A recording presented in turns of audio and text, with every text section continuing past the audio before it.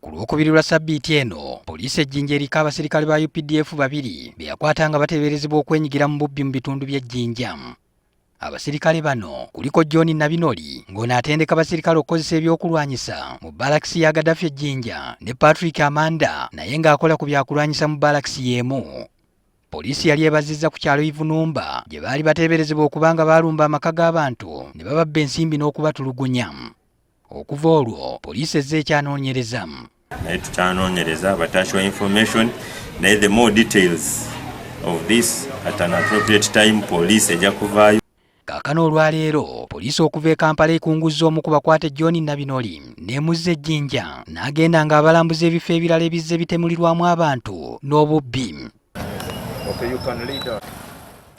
Nabinoli agambibwa okuba nga yabadde emabega w'enkwe z'okutirimbula n'okubba abantu mu bitundu by'e Jjinja eby'enjawulo, akulembedde poliisi n'agirambuza buli kifo gye bazze bakola obulumbaganyi n'okutta naddala abakuumi b'ekiro.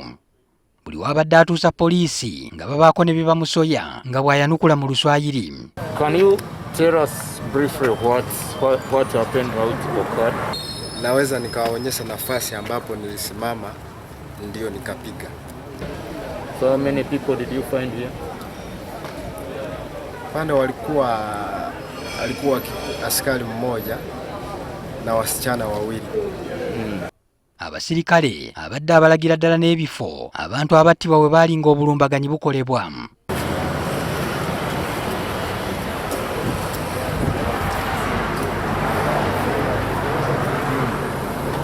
Bw'abatutte ku Space Cafe, abapoliisi bamusabye abatwale we yaleka pikipiki eyabatuusa mu kifo ekyo. Are you willing to lead us and show where the motorcycle was left by you? Okusinziira ku byabadde annyonnyola, obulumbaganyi yabukola ng'aliko emirimu gye yatumiddwa emitongole gye yalekanga n'akola ebibye. Where had you been deployed to work that day? Walikuwa wameniweka kwa ofisi ya CIA. Bino bye bimu ku bifo by'abalambuzza ebyalimu obutemu n'obunyazi. Ku woteeri ya Crested Crane awaalumbibwa ne babba n'okutta omukuumi waawo era ne bakuuliita n'emmundu ye nga 14 Ogw'ekumi 2020. Nga 2 Desemba 2020 baalumba akafo akamanyiddwa nga Space Cafe nga na wano batta omukuumi era ne bakuuliita n'emmundu. Ekifo ekyaddako okulumbibwa lyali ssundiro ly'amafuta erya Starbex nga 7 Ogw'ekumi 2021. Neeno omukuumi yattibwa.